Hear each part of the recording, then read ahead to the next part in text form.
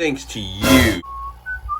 It still found a way to get sucked in the back of the wave maker. I cannot believe this. Oh no, he's spinning. Look at him, he's spinning. This is not good. A little squeaking noise. So here we are out of an emergency having to set up another tank for the puffer fish. Seems that the file fish doesn't get along with that puffer fish very well in that tank, and it caused him to pick at him, but it almost put him into shock, and then he got sucked into the very far back end of the wave maker. So he's doing okay. He's under a rock in his tank, in his original tank. We got to fish him out in a couple seconds and transfer him to this new little tank we have in the corner. Okay, thanks to you. That is the file fish. This is the culprit right here.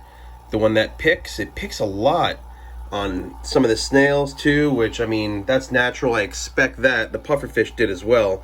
But this was the one that viciously took out the puffer unexpectedly. I did not expect that out of you. I still like you though. You're still very interesting and you're beautiful. You're just mean. You bit him in the back. I mean, how could you not love that face? Look at that face. He's like whistling.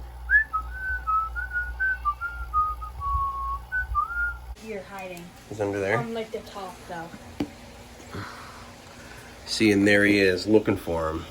He struck him, and believe it or not, he was actually, where's this wave maker? Son of a gun wave maker. I found him sticking out of that little part where the plug is. That's how tiny he is, and he was just got sucked up through the back of there. I made this proof to where they cannot get sucked in it. It still found a way to get sucked in the back of the wave maker. I cannot believe this.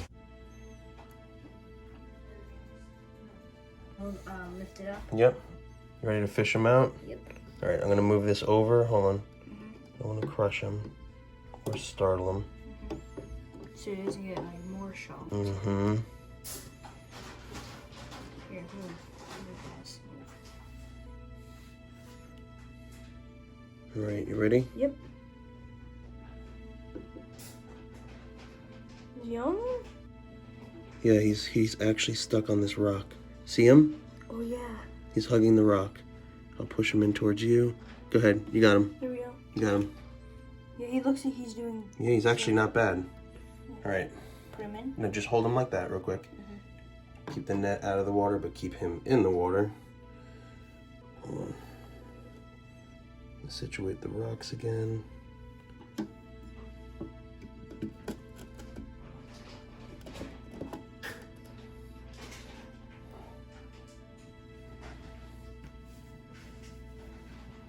He's still in like that float. Yeah, it's okay. And probably because he's like puffed up, maybe. Mm-hmm. All right, get him into here. You want to put him in there? Yeah. Here, make sure he's okay. Let's see. Here, take the net. You can do it. Okay. Here, I'll wait for him to swim out if he does. There we go. Perfect.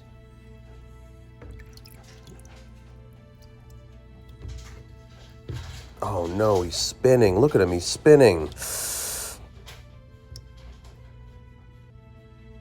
See, this happened a couple times when I fed them.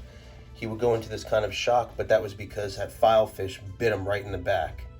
But he recovers fine until the next day, but we'll have to drip acclimate him and put him in his own little tank just till he gets a little bit bigger, I guess. You know, they're outgrowing him pretty fast. We got it going on. So I got a bubbler running on him right now. He's kind of just drifting away, but should be all right. And I'm really just speaking in a positive outlook right now because I'm trying to stay optimistic because this does not look good. You got bit in the back. Keep fighting, Puffy McPuffins, keep fighting. Now he still has motion in his fins, except that he's unable to actually swim normal and remain balanced in the water. He's kind of just floating around. I mean, this little guy is so small, even just he could even fit through these tiny little slits here. So I'm gonna go ahead and zip tie some of this filter floss because you never know what can happen going forward. Freshly new made salt water. Filter's running strong. Let's keep our fingers crossed. Still blowing around a little bit, but the other day it's weird because I saw after I fed them the file fish kind of nipped him in the back a little bit, and it put him into shock like that, but he bounced back to normal. So thank goodness he's actually still acting somewhat the same in a sense. Just bounce back, buddy, come on. He's still flapping a little bit. He'll get towards there and then twitch a little bit, and come on. Only time will tell with this one. Now, I thought he did this the other day because he regurged a little bit of his food, and I thought he just ate too much and maybe he went into shock because of that, but nope.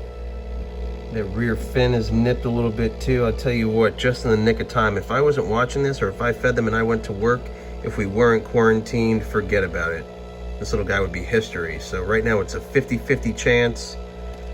Make sure to follow us to make sure you witness the comeback or the demise of Puffy McPuffins. I think it'll come back though. I think this will return to a strong puffer in its own little tank, get it a little bit bigger, and then we can put it back with somebody. So it's been a total of 3.5, almost 4 hours, and this tank has cleared up immensely. And the puffer seems to be doing a little bit better. Where'd you go? You around here? There you are. It's not, it's actually picking food off of the bottom, except its tail is kind of arced up, which obviously isn't its norm in posture, but we're gonna have to see how the next couple days go. We're gonna go ahead, and it's fully acclimated now as well. It's been sitting here with the aerator on since we've put it in this little container here for 3.5, 4 hours, like I said. So it's time to actually put it in its new tank. I've completely blocked off the intake of the filter, so it's only gonna run what it sucks in through the filter floss, so it's completely safe for it.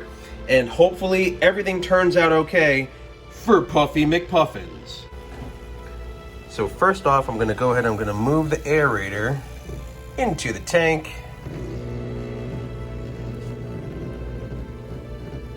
All right, that's that. So we're gonna carefully fish Puffy McPuffs out. The injured soldier that he is, dealing with the file fish. Perfect. Nice scoop Nice up and in. Slow.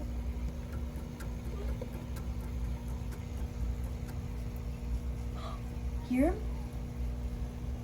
He's making a little squeaking noise. I did hear that. That was crazy. Oh, there he goes. So from the front, you can't really see him too well, but I can kind of see him off the reflection of the mirror back there.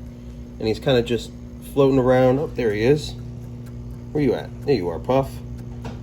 So we're gonna have to see. I mean, once again, it's gonna be a couple days, and just, it's very low current. This very minimal flow we have going on in here. So this will clear up by tomorrow. It's already pretty clear. I'm pretty pleased with it. And we'll just have to see how Puffy McPuffs will end up to be, thanks to the file fish. This video wasn't as exciting as our last video. We did a gender reveal on our 2 crawfish, which was so much fun.